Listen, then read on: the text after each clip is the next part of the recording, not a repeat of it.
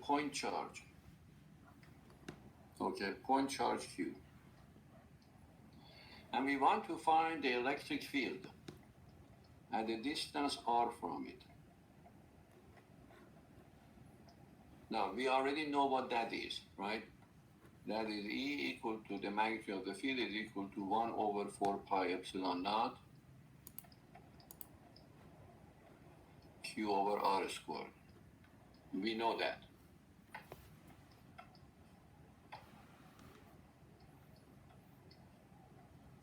Okay, that we obtained from Coulomb's law. Now consider this. Let us take a spherical surface. Let's take a spherical surface around the charge Q, centered at charge Q.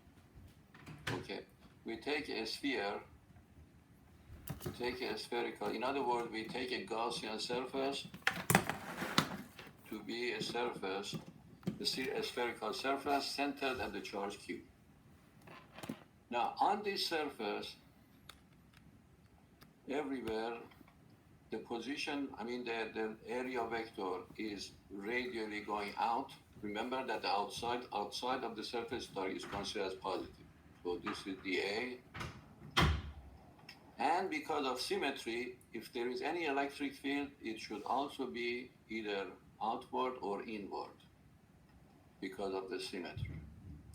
If the charge is positive, the vector electric field is going out, away from the charge. If it's negative, it's going towards the center of the charge. Okay, now let's look at this integral of E dotted to dA, which is equal to Q enclosed divided by epsilon naught.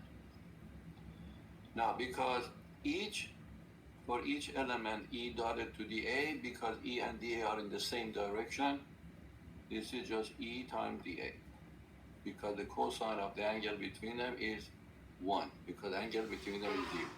So we have the integral of just E dA equal to, and the enclosed charge is just that charge Q.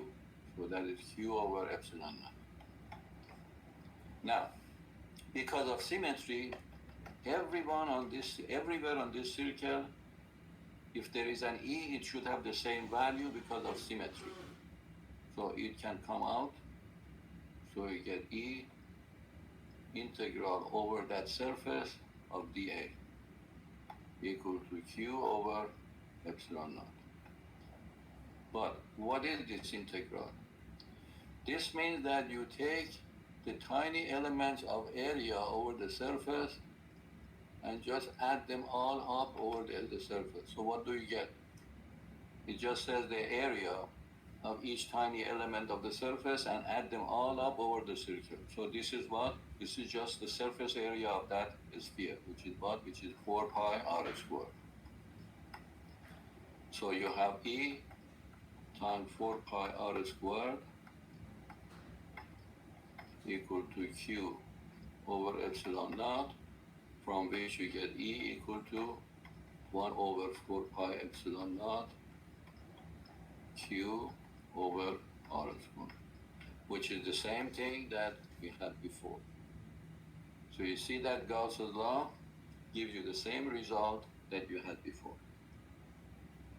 Now, this was not really a hard problem to do without the Gauss's law, but I just had to show you, how the result that we had before is obtained by Gauss's law. Now, to really show you the power of Gauss's law, let me give you another example.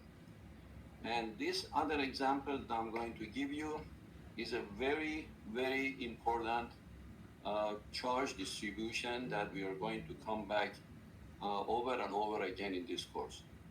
Suppose that you have a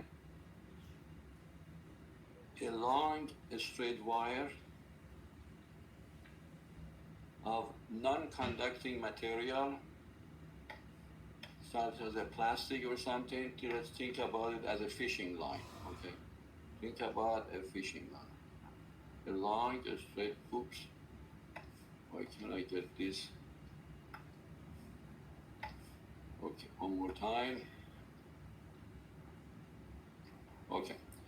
Suppose you have a long straight wire or plastic line or something, a string or something, and let us suppose that this has a charge distribution,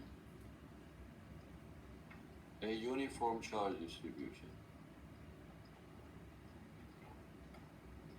Okay, think about a plastic wire like a fishing line or something, a long straight fishing line, and it has a charge distribution lambda.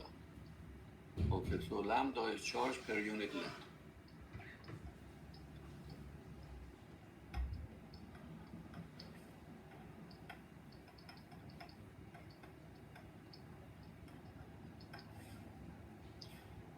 We want to know what the electric field is at a point P that is at a distance r from this wire. Okay, let's take an element of the wire. Let's take this element of the wire that has a charge dq in it. And then draw the electric field due to that element. So this is dE due to the element.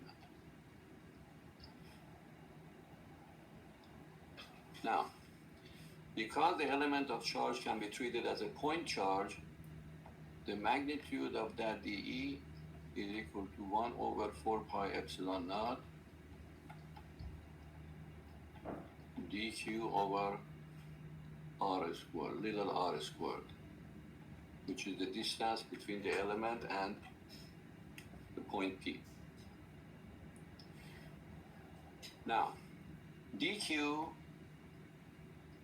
the element of charge in there, is equal to charge per unit length times the length of that tiny element, let's call it dy. So just take this to be y-axis. So that is lambda times dy, where dy is what? Is the length of that tiny element. Okay, so we put it back there. But then also, r squared, as you see in this right triangle here, r squared, according to the hypotenuse theorem, is equal to y squared plus big R squared, where this is y. Let's take this to be our x-axis, y-axis, so y is a negative thing here, but the square of that is positive. So that's y squared plus r squared, that's a Pythagoras theorem. Okay, so now what do we have to do? So let me put those things in there. So we have dE equal to lambda over 4 pi epsilon naught, then dy